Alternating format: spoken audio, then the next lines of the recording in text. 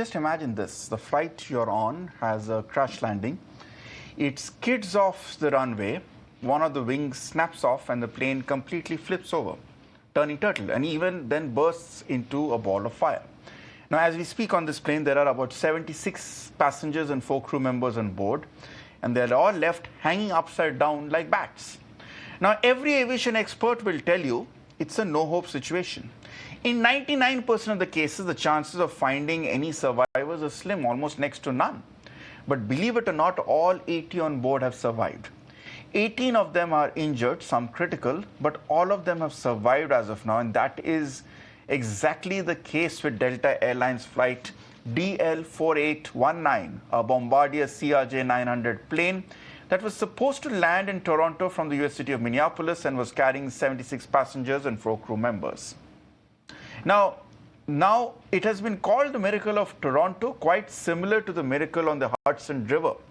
And we'll put out those 2 visuals to get you a contrast soon. The famous 2009 incident of the US Airways flight doing a water landing on the Hudson River after suffering multiple bird hits, and with all 150 passengers surviving. You may remember this case because it had a very famous movie made on it named Sully, which was starring Tom Hanks.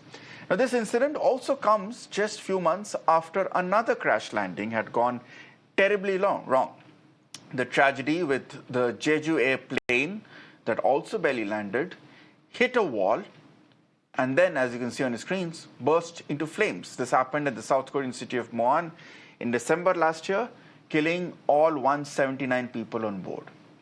So why do some plane crashes come up with miracles where everyone survives while others are just not so lucky? Are these indeed just miracles, or is there some skill at play, either in the engineering of the plane aircraft, or the skills of the pilot, or even in the alacrity of the crew?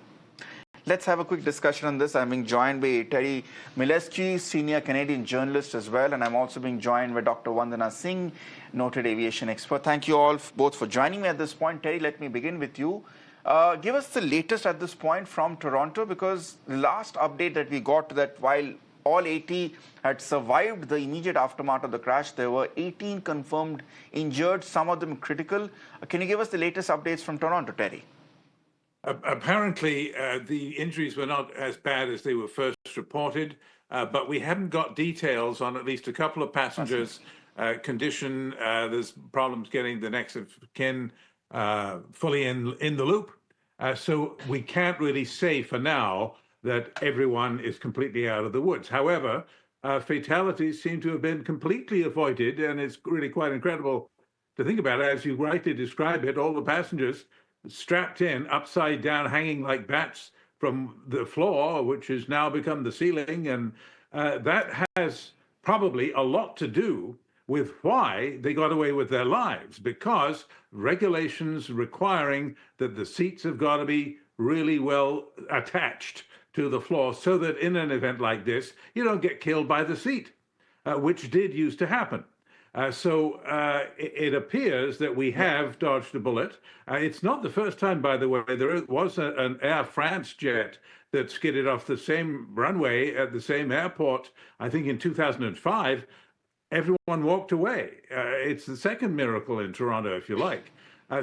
With that proviso that we have not got details yet on the condition of a couple of the passengers who were critically injured, with that proviso, it does seem that we've been incredibly lucky, not just because of luck, though. It's not just that the seats were attached properly, but also that the aircrew seems to have done an excellent job of making sure everyone got out right now. Leave your bags, get out of the way of the next guy trying to come out of that plane. And everyone got out in a very short period of time. I don't know if it was the required 90 seconds, but very quickly.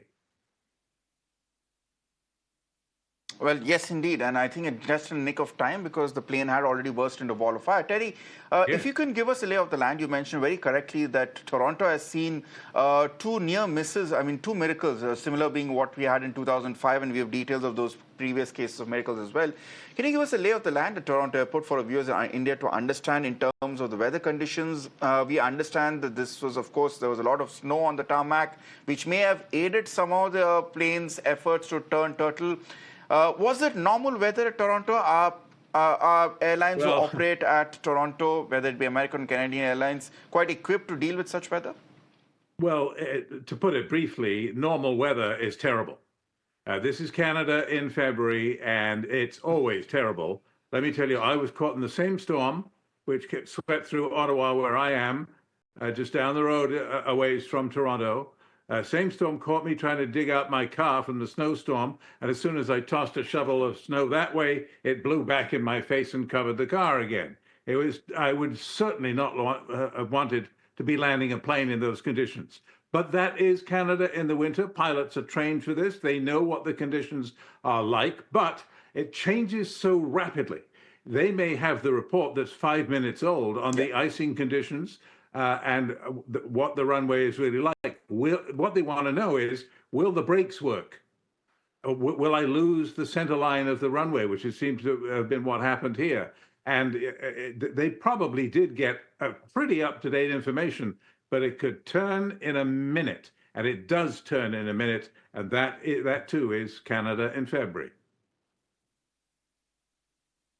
Indeed, Terry, do stay on with us. Let's also get an expert voice. Also, Dr. Vandana Singh is joining us. Dr. Vandana Singh, in your understanding, what could have gone so terribly right? I'm amazed to even be using these words, terribly right, for all 80 passengers, 76 passengers and 4 crew members to have survived this plane skidding off the runway, breaking off a wing, turning turtle, bursting into fire. Firstly, thank you, Ritangshu, for having me on your show. And I was just hearing Terry as well. What could have gone right? Well, in my view, this is a miracle because this is nothing short of a miracle. This kind of an incident is very, very rare, if I may say so. And what could have gone right? That's a question that baffles me over here because there are a lot of questions that are to be asked over here. What were the pre-landing preparations? Obviously, the ATC had probably correctly, accurately advised, the pilot what the wind gust speed is, what are the wind conditions, how they have to come down, what is the correct runway, how they have to approach. In this case, were there the crosswinds that were going perpendicular? In this case, that aircraft actually flipped and went face down, and miraculously everybody came out alive. But we have also seen that just 3 weeks back, 67 passengers lost their life, and there have been a spree of incidents that have been happening one after the other as we see. Now, was the configuration of the aircraft done properly? Was a stable approach being maintained? What was the compensation for the crosswinds? As Terry also mentioned just now, that this is not a surprise weather. This is the weather at this point of time in February, and this is there always. It is not that changes anytime. Okay, so the winds will be gusty, the snow will come down in a flurry, and this kind of situation is quite normal for the ATC experts also to guide the pilots. So the question is, was the airspeed being monitored? What was the sink rate? In this case, I question the sink rate because sink rate, also known as the rate of descent, the vertical speed at which an aircraft is coming down, it typically measures in feet per minute. Was it high? Was it low? Was it stable? These are questions that remain to be answered when the black box is found. That the passengers have come out nice and they have survived, and the air crew, cockpit crew managed it very well, that's definitely hats off. But definitely it's a miraculous escape because this was really a very, very rare one. Dr. Vandana, if I could probe a bit further, and again, we are all just having conjectures at this point, given the fact that the probe is going on, and I'll come to Terry over the probe after this. But to your mind, does this come across a feat of engineering, given the fact that I believe it was a Bombardier jet which did not disintegrate upon impact, which we have seen is quite common generally when there's a crash landing? Or is it a feat of human effort, both in terms of the pilot skill, if that was a factor, in terms of the crew, the way they responded to rescue 80 people who would be panicking and hanging from upside down like bats, as the statement says, as well as the ground support at the Toronto airport, which was very quick to reach the spot and evacuate them? In my view, it was not the Bombardier aircraft as such, because there have been plenty of Bombardier air crashes before this. So it is not really the equipment. The equipments are designed this way. So it's not really the Bombardier, but it is a combination of the alertness of the pilot, the ATC that was guiding them, the crew inside, and the passengers who realized at the end what is going wrong. Because when they were coming down, it was seeming very, very normal for a place where they were landing right.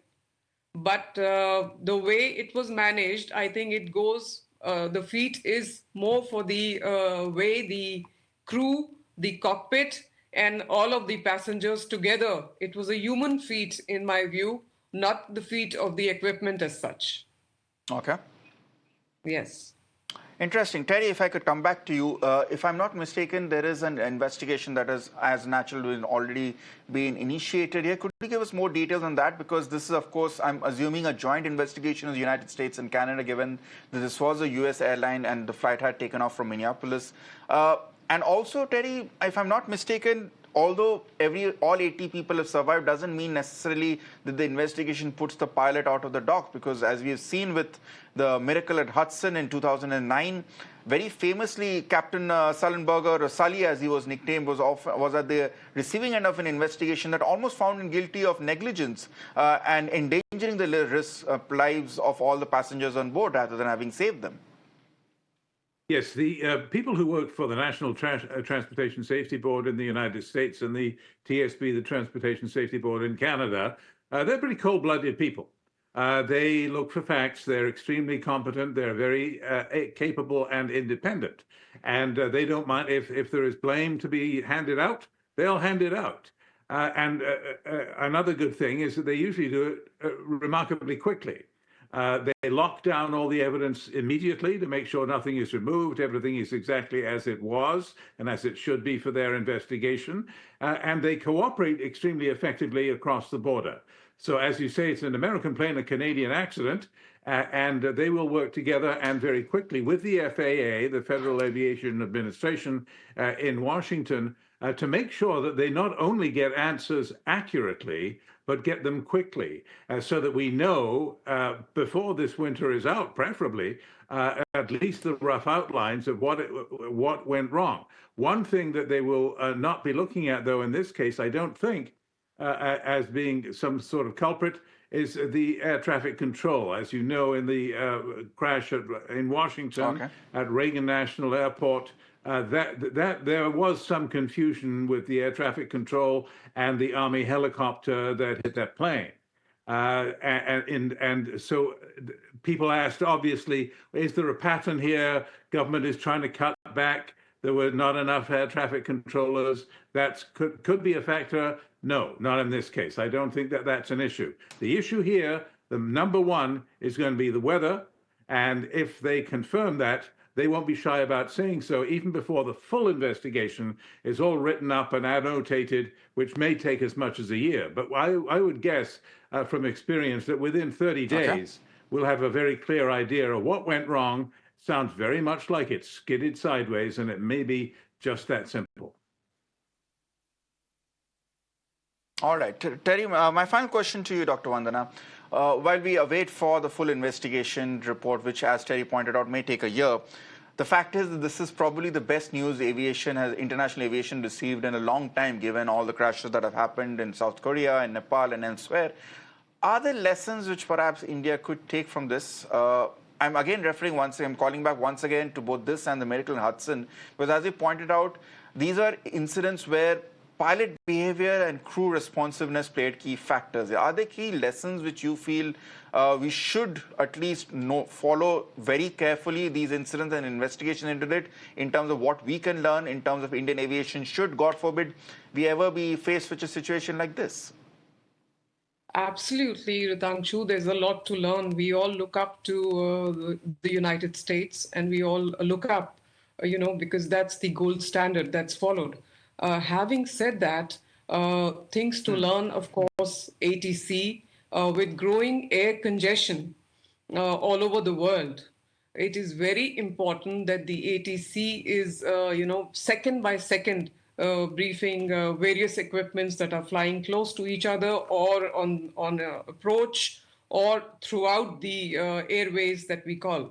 The second thing is that, of course, the pattern has been slightly different because where the Jeju aircraft was concerned, that air crash, that went into a concrete structure, and one never has concrete structures near the airport like this. It's always a water body, and it's always some sort of a grass or a muddy area to slow down the equipment.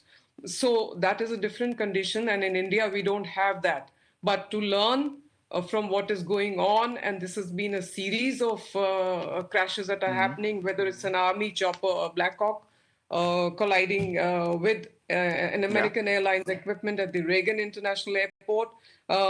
There, the ATC communication went totally haywire because that wavelength was not matching the wavelength of the Black Hawk army chopper. So that was different. In this case, of course, as Terry also pointed out, the ATC did an excellent job because this is a known weather condition, and the pilots and the crew were very, very alert and agile, and the passengers were well behaved, and everybody got thankfully saved. But for the Indian aviation, we have a lot to learn because the congestion is growing, and we are talking about this on a daily basis. We also face such conditions in the very north of India. What we are seeing here, it's not an easy one. Very recently, I was off a flight which was literally dancing, shaking while coming down, left, right, swaying everywhere, and it was almost similar like this, where the crosswinds were coming perpendicular, and the pilot managed to take an alternate runway which aligned well, configured well with the direction of the wind. Now, in this case, was that option available? There were parallel airports as well. There were 3 other airport options here today. But did that happen? I don't know. But all that will come out in the black box, the flight data recorder, because that would be absolutely safe. So a lot of lessons to learn. Thank you. One X factor you mentioned, Dr. Vandana Singh, was well-behaved passengers, and that's the first alarm bell that rang me when it comes to Indian passengers and Indian aviation at this point. Unfortunately, that's the reality. But thank you so much, Dr. Vandana Singh, and also thank you, Terry. Good to have you with us all the way from Ottawa. You are giving us the latest on what's been a miracle in the skies in